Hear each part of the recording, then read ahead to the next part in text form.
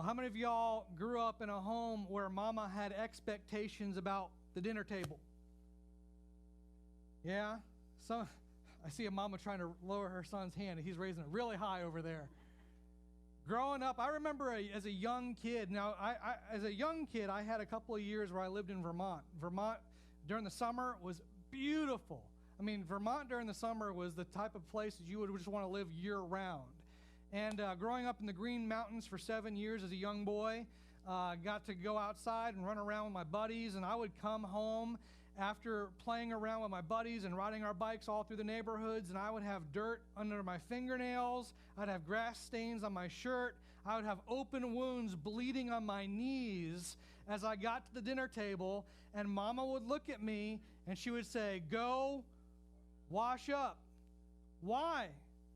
Because there's expectations for the table. There's expectations for how you come to the table. And who gets to define that? Well, Mama gets to define that because it's Mama's table, right? But that's true of all different cultures and society. I mean, if you now as an adult, later some of you kids, as you grow up, you become adults, you travel over to different parts of the world. You will be getting invited to dinner tables. But guess what? You don't set the expectations for that dinner table. The host does. Michelle and I, when we got married, we got to honeymoon over in Italy. And when we were honeymooning in Italy, she had some family that was over there, a distant family. And as we got to go and visit with the family, lo and behold, I didn't really realize this, but it was amazing to me how matriarchal the culture is in Italy, especially in my wife's family. And the matriarch defines not just the rules for the table, the matriarch defines the rules for all of the family. It was amazing how much influence the matriarch had. Well, we got invited to this dinner, and at the dinner, it was a special dinner because it was her name's day. So there was a saint that her name is tied to in Catholic culture and Catholic religion. And so her name's day dinner was being held, and we were guests of honor, but this really hadn't been communicated to us. And here we are, young Americans on our honeymoon. You know, we just want to go and enjoy ourselves, and Michelle just wasn't feeling quite well. And so after, having a little bit of food, we politely excused ourselves because I didn't want my wife to get sick at the table.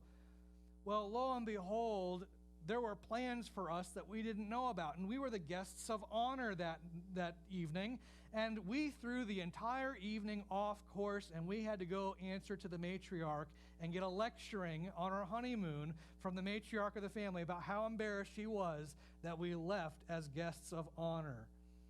Who defines the rules for the table? Often the host, often our mamas. Today we're going to be looking at a passage, and we're going to be looking at the expectations for how you sit at the table. And Jesus is going to be invited into a lunch at a Pharisee's home. In Luke chapter 11, if you have your Bibles, go ahead and turn there. And really the theme of today is really, what are the expectations of the table? What do you need to do so that you can have fellowship with the host? And today we're going to see the Pharisee, whose home Jesus enters into, look at Jesus and challenge him because he does not approach the table the right way. And then Jesus is going to respond, and y'all, it's not going to be a pretty Sunday. In fact, there are going to be 6 different woes that Jesus gives. And just to be clear, just so there's no misunderstanding, these are 6 condemnations that Jesus drops, not just on the host, but on others who are there also. If you want to talk about a socially awkward situation, this is about as awkward as it's going to get. Imagine inviting someone into your home.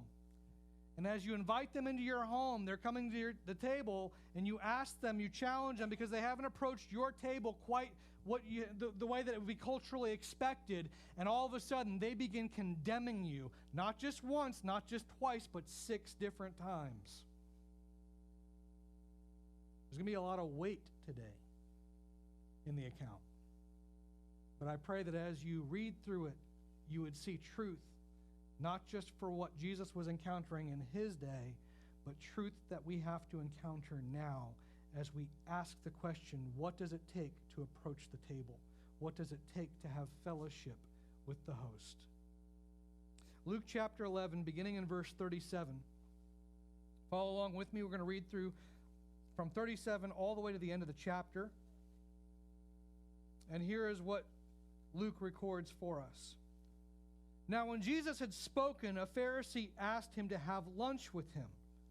So Jesus went in, and he reclined at the table. When the Pharisee saw it, he was surprised that Jesus had not first ceremonially washed his hands before the meal.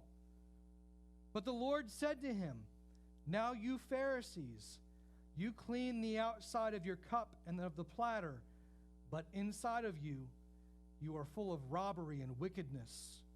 You foolish ones. Did not he who made the outside make the inside also? But give that which is within as charity, and then all these things are clean for you.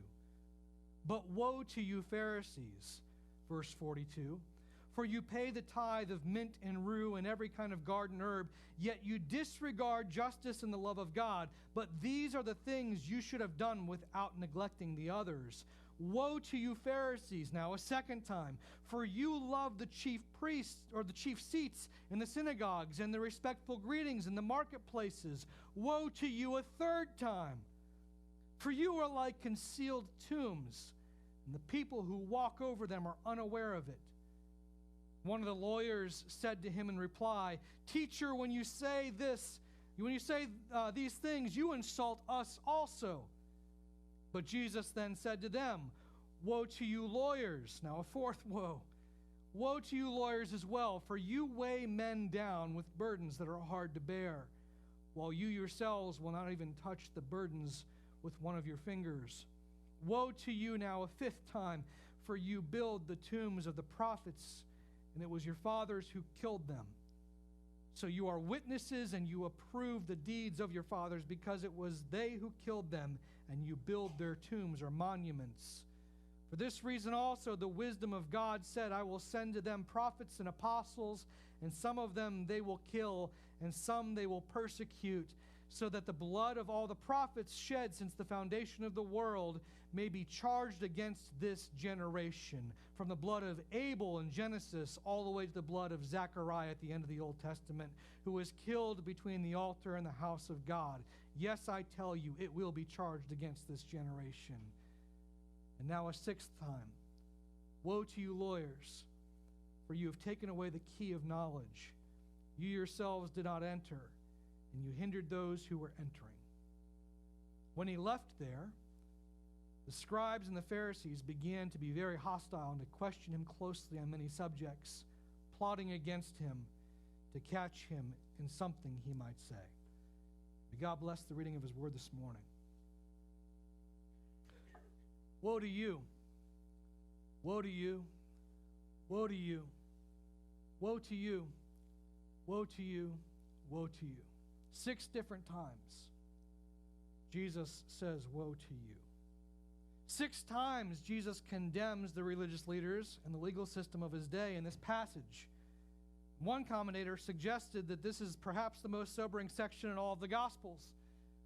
6 different times that Jesus condemns those that are at this lunch.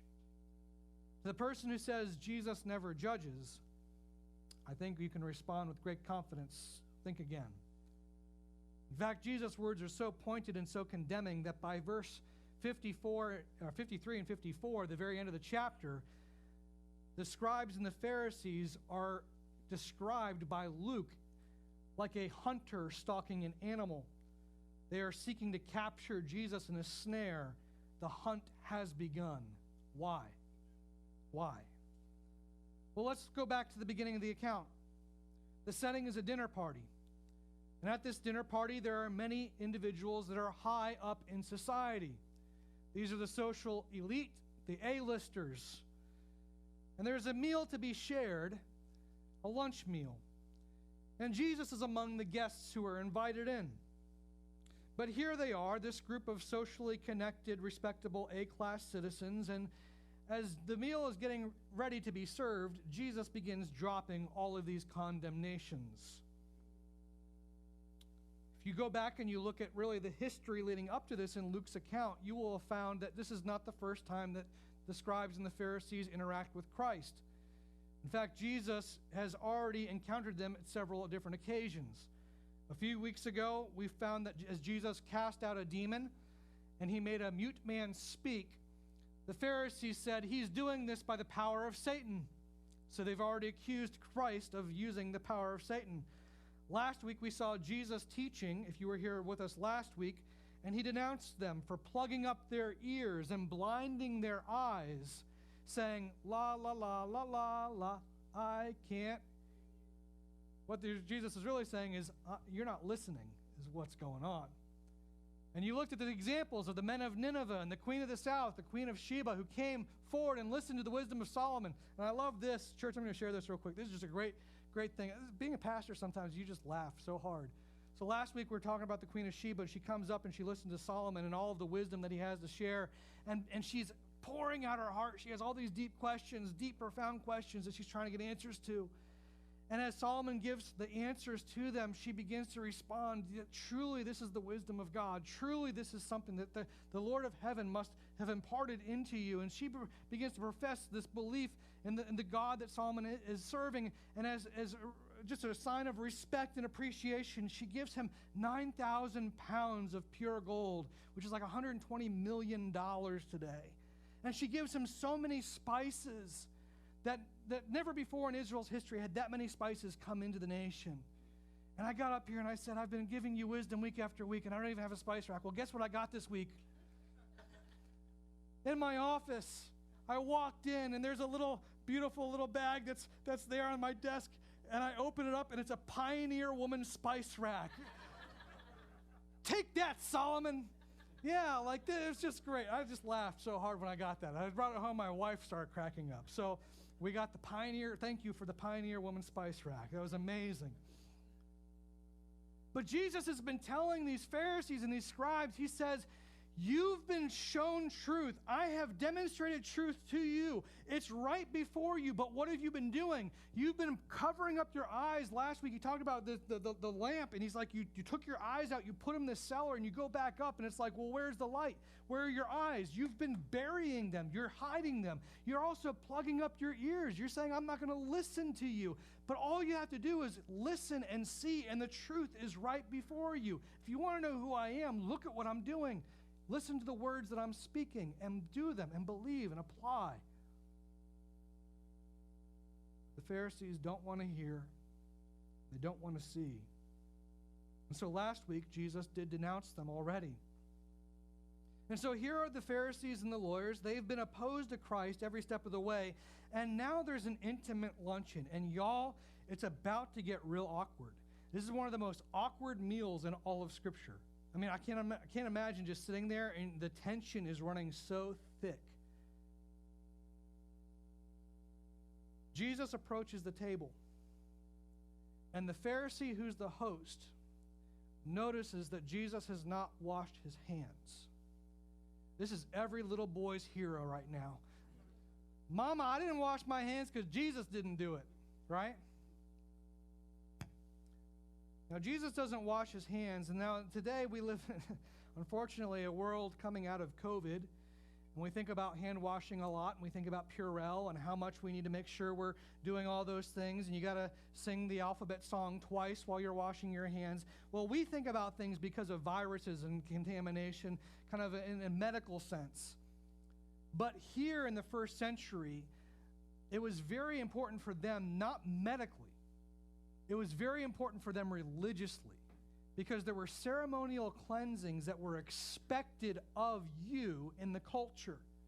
And a lot of these ceremonial cleansings were added on to the law over time by man. In fact, man had added so many things onto God's law by the time that Jesus was there that it was kind of just absurd, all the different things that you had to do. And so Jesus comes to the table, he has not washed, and the picture is, and it still is today in many nations where there is ceremonial cleansing that they're expected to do, that if there is contamination on the outside, that if you ingest it, it makes you unclean on the inside. And so the Pharisee stops Jesus, and he's like, wait a minute. you didn't wash. What's going on? How come you're approaching and you're reclining at the table? You're about to eat with us. And Jesus' words, you should not miss this, because Jesus, in a move of brilliance, I mean, no one else could have done this. Because here's the thing, and here's what I want you to get, is there's an expectation for approaching the table. And who sets the expectation? The host. The host sets the expectation. You're dining with me at my table. But here's what Jesus does. He flips the table over, proverbially, not physically, that's coming later, but he flips it over proverbially. He's like, no, you're dining with me, and I am the Lord of the table. He's going to call him, he's going to say, you're a fool. You're an ignoramus. You're a moron. You think you understand what cleanliness is? Jesus says, you Pharisees are cleaning the outside of the cup. You're cleaning the outside of the platter. But don't you know that the one who is creator made both the outside and the in? He said, you are so consumed with cleaning up the outside appearance and making sure that you look polished and good and the optics are great on who you are and what you do and how you live and what you say. But Jesus says, on the inside, you're filthy. You're filthy. And there are three woes that he begins to drop on these Pharisees. Three woes that we should be wrestling with and take time to actually soberly consider. Woe to you, woe to you. You know, these Pharisees, as I think about this week, it's like these are guys who are so concerned with how they look. Isn't it funny that we live in a culture that celebrates social media so much? And we live and breathe and do everything by the profile posts and the images that we share and the things we like. We want to send the right message in the comments, but it's what's on the inside that counts. What's needed is not for your profile to be perfectly curated. Jesus says, if you're going to be my disciple, if you're going to be a citizen of my kingdom, it's what's on the inside that counts. Internal curing is needed. And so Jesus gives three woes to these Pharisees. And then he's going to give a second three woes to another group of people who are there. But the first set of three, woe to you, the first one in verse 42 is about their tithing. Now in the Old Testament, God gave his people instruction for how they should tithe. A tithe is a tenth. It's 10% of their income, and they're agricultural. So agriculturally, whatever you're bringing in, 10% goes to the Levites. The Levites were those who served at the tabernacle, which later became the temple during Solomon's day. And the Levites would serve at the temple. Their lives were dedicated for service of the Lord. They didn't have, things that they would do to bring in income outside of that. Oftentimes, depending on which family they're part of, they were committed to serving God. And so God's provision for the Levites was that the nation would tithe. In addition to that, every third year, another tithe would be given. So now you got 20% every third year. And there's even more, but every third year you would tithe to take care of the poor. This was God's welfare program. God says you're going to have those who don't have much in your society. You're going to have those who don't have enough food to eat. You're going to have those who are just incapable of providing for themselves. So every third year, the entire nation will tithe, and that tithe will take care of those who are underprivileged, don't have access, or don't have resources. And so what Jesus says is, woe to you, Pharisees, about your tithing. Woe to you. Because you take every little plant, even the smallest of plants in your gardens, and you make a show out of it. Why are you giving? You're not giving because you truly care about people. You're not giving because you love God. You're giving because you want to be seen. You're making a public show, a facade. You're giving because it makes you look good. There's no real concern for the needy in your heart. There's no love for God. There's no concern for justice. Nothing substantial is inside of you. You give, but you neglect justice. You neglect love for God. And I want you to know this, says Jesus, no amount of giving with that mindset can offset your indifference toward justice and your love for God. In every generation, I think there are those sometimes in the church, not all, but certainly there are some, who approach God and they say, well, you know, I'm kind of indifferent about my love for you, but maybe if I just give enough, maybe if I make sure that people know I'm giving, God will be pleased. And Jesus says, no, no, no.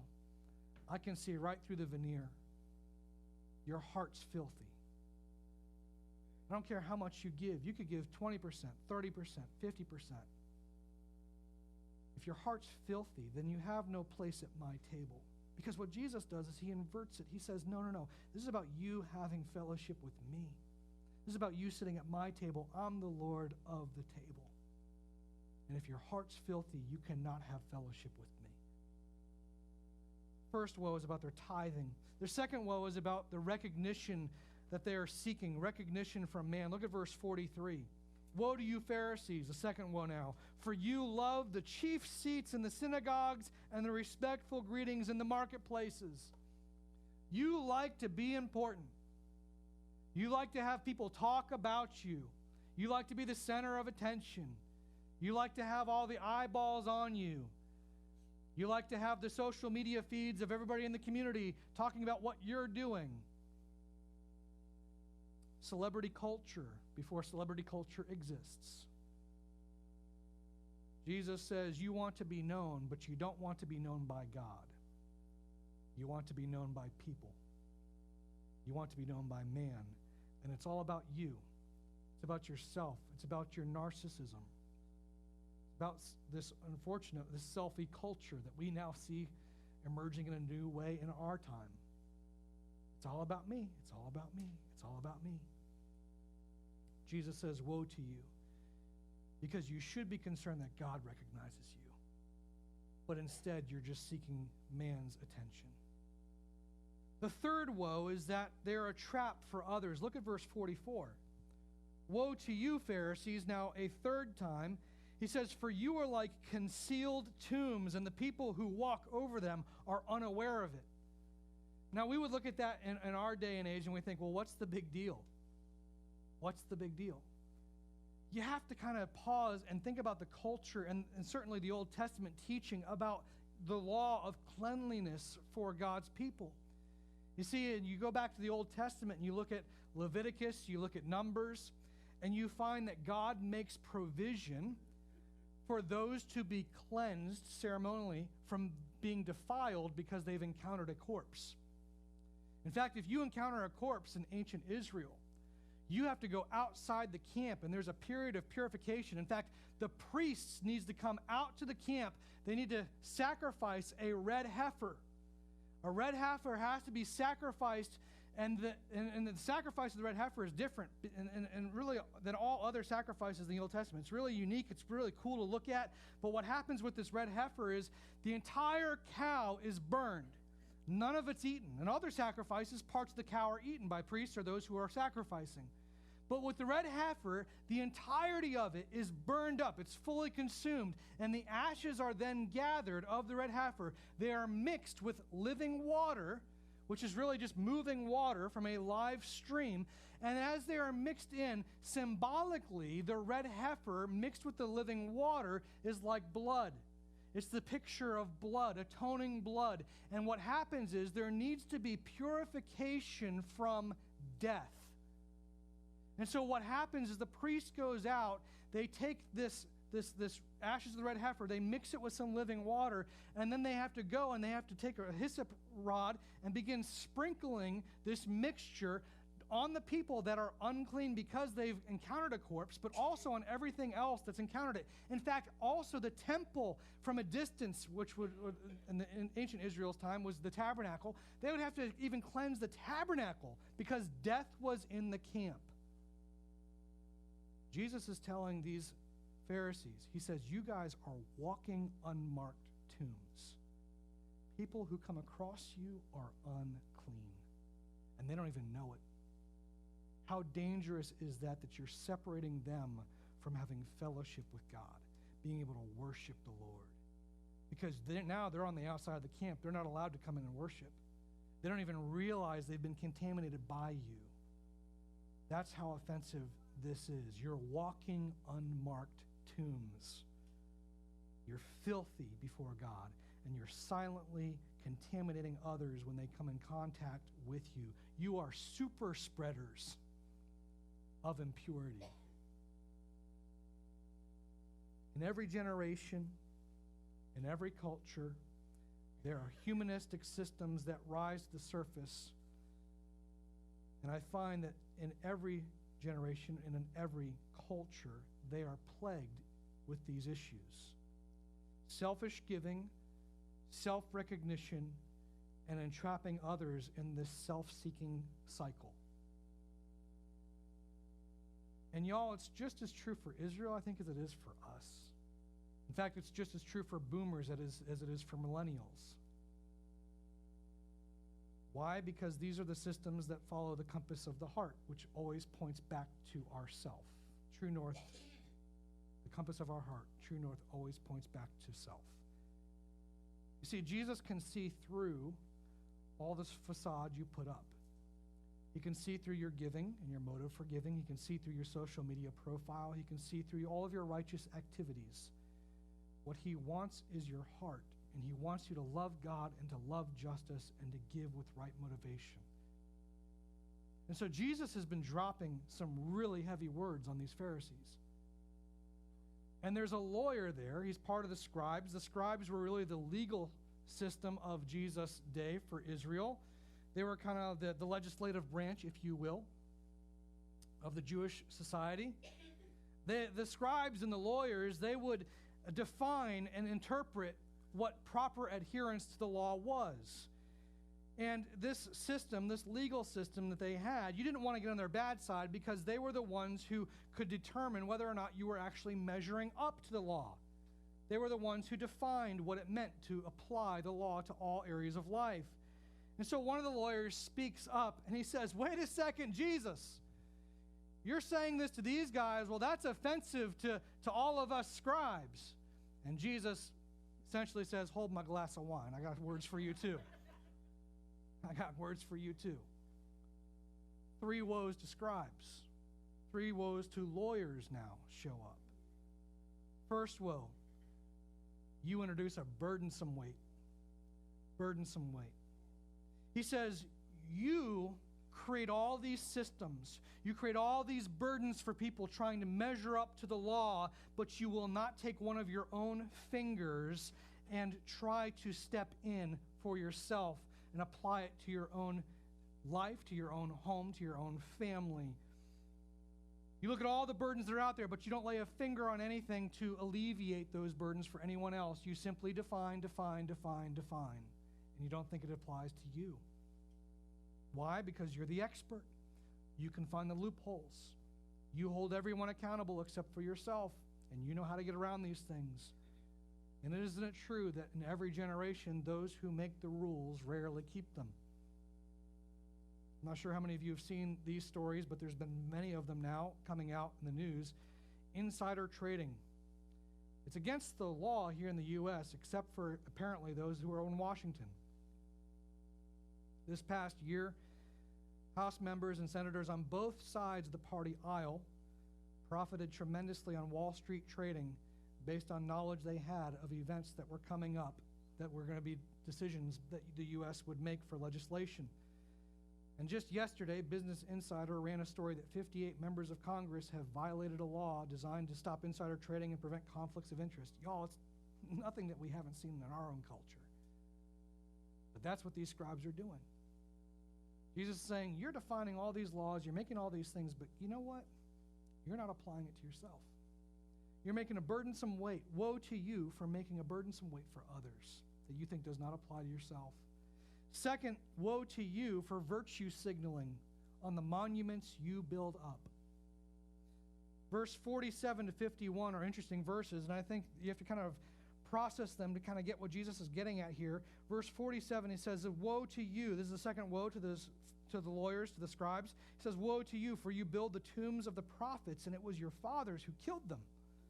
So you're witnesses and you approve the deeds of your father because it was they who killed them, but you build their tombs. You build the monuments. For this reason also the wisdom of God says, I'm going to send to them prophets and apostles, and some of them they are going to kill, and some of them are going to persecute, so that the blood of all the prophets, since the very beginning of the foundation of the world, may be charged against this generation, from the blood of Abel in Genesis all the way through the end of the Old Testament. Zechariah, one of the last prophets, who was killed between the altar and the house of God. Yes, I tell you, it's going to be charged against this generation. Jesus is saying, you know what, one generation before you, or even a couple generations before you, your fathers were killing, and you're rejecting their message. You're coming forward and you say, oh, we're going to build monuments to these prophets, but you're still not listening. You're still not listening. The blood of them is still on you because why? You're plugging up your ears. You think that they're good.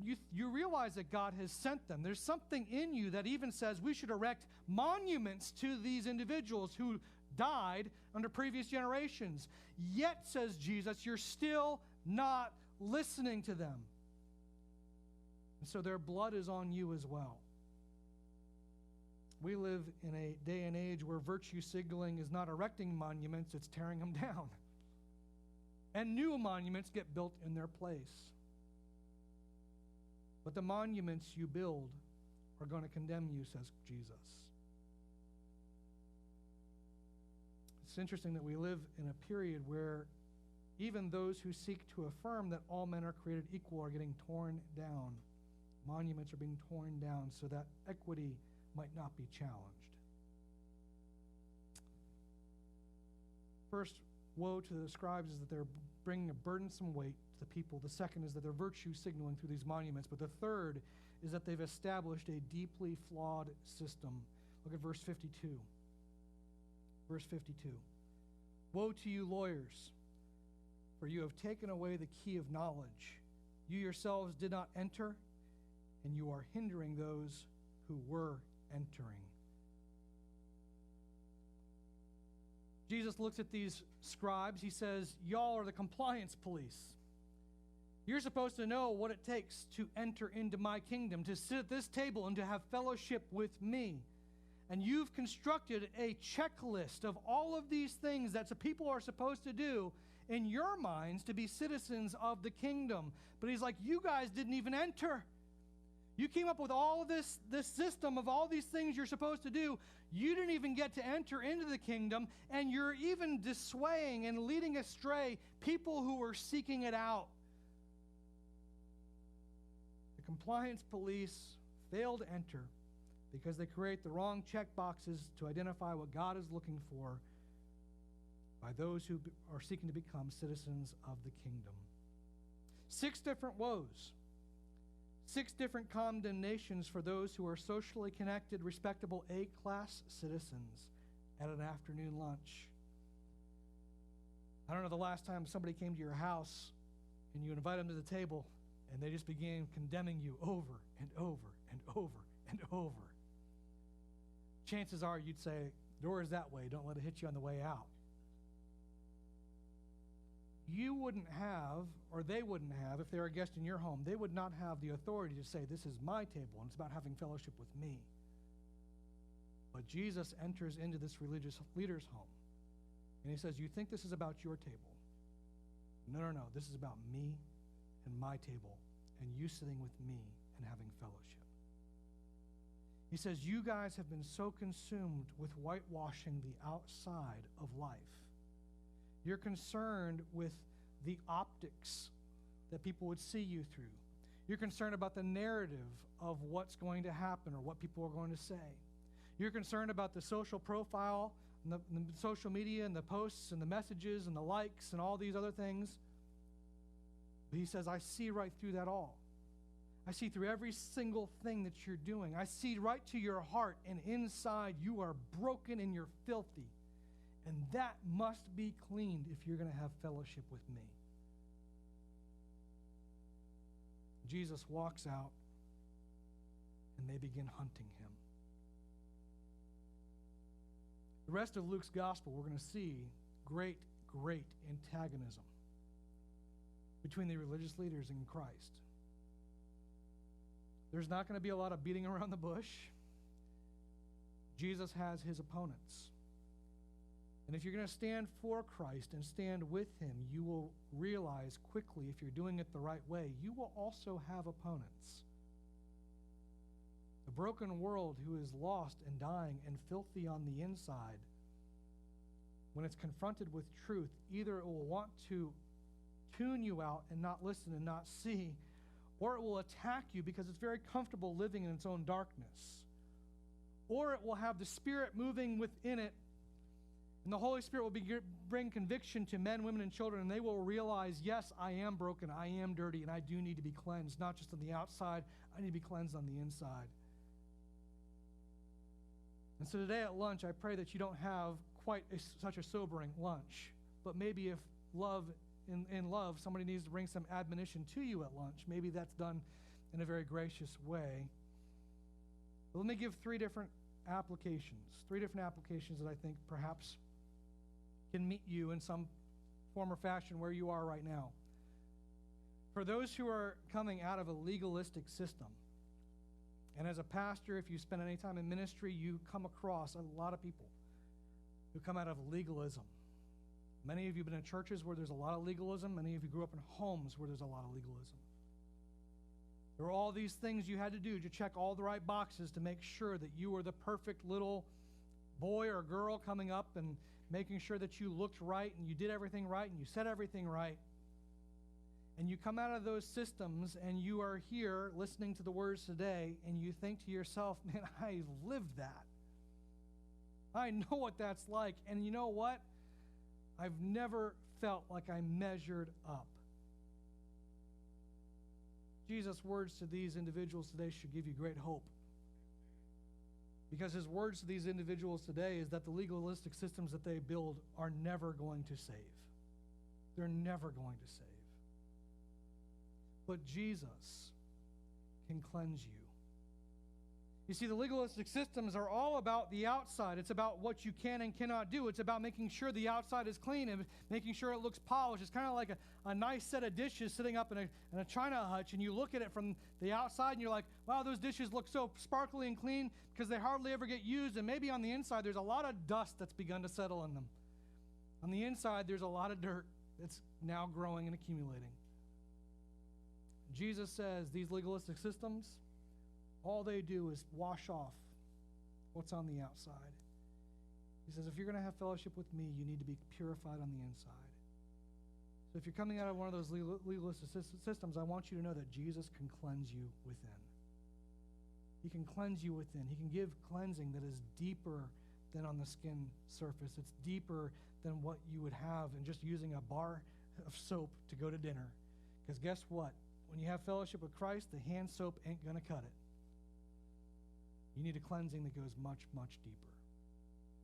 You see, it's kind of like somebody coming in to the church right now and saying, hey, guess what? I'm COVID positive. We could throw as many bottles of this at them as possible. I mean, we could just open it up, begin dousing them and just drenching them with Purell. Give them a Purell shower. Is it going to cleanse the inside? No. Jesus alone can come and he can cleanse what's within. And so if you're coming out of that legalistic system, I want you to know there's a lot of hope. There's a lot of grace for you. And Jesus wants to give you his own righteousness, not because you've earned it, but simply because you've humbled yourself and you said, God, I can't do it myself. I need Christ to redeem me. I need him to forgive me.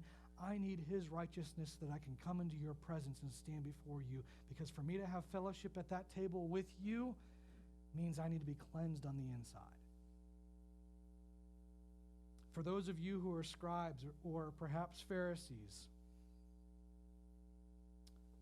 I think that certainly in the Bible church movement, there's a danger that comes with saying, you know what, we want to know the Word, we want to know the Word, we want to know the Word.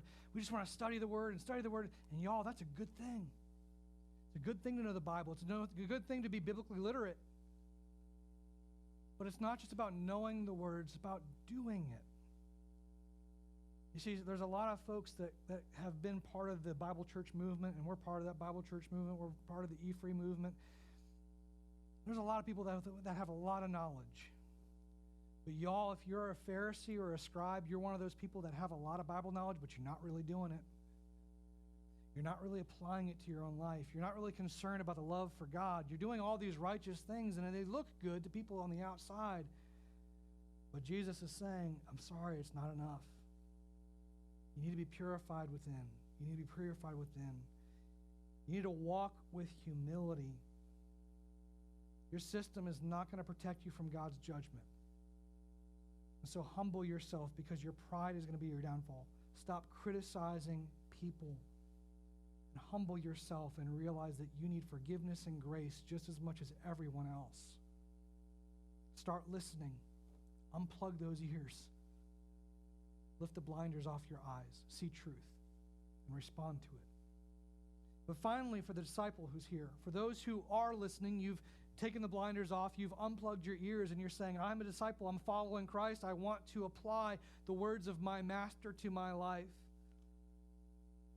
I want you to be encouraged, because when you find yourself surrounded by a culture that promotes image and brand and optics and narrative and virtue signaling and systems that leave no space for the gospel, you don't have to comply and fit in with that. The follower of Christ, certainly he's not fitting in with the culture at this table. What he's doing is he's saying, if you want to have fellowship with me, you need to humble yourself and accept grace, because the cleansing that is offered is not something you can accomplish by checking off all these boxes. So brother and sister, if you're a disciple, go to Christ in humility and grace and stand for him. Stand for truth. Stand for the gospel. Be known for your love for God. Be known for your love for those who have need. Go out of your way to meet a need for someone who has a genuine need. And share the hope that you found, the hope that you've been cleansed, not just on the outside, but on the inside, the purification that's only accomplished by the blood of Christ. You see, it's a purification from death itself. If you want to have fellowship with me, and in him is life, and that life was the light of men. If we are going to, or in him was light, and that light was the life of men, if we are going to have fellowship with Christ at the table, then we have to have fellowship with life itself. And the writer of Hebrews, in wrestling with this concept, looked at what Jesus accomplished. And here's what he said, and don't miss this, because this is talking about purification from death. The writer of Hebrews said in Hebrews 9:13, for if the blood of goats and bulls and the ashes of a heifer, which is what purified from death, it purified you from death, it purified the camp from death, it purified worship of God from death. If that was adequate to cleanse the flesh, the writer of Hebrews says, how much more is the blood of Christ, who through the eternal Spirit offered himself without blemish to God, how much is that now adequate to cleanse your conscience, what's on the inside? Cleanse it from dead works so that you might serve the living God. You see, each of us, if you've placed your faith in Christ, you've been cleansed from those dead works.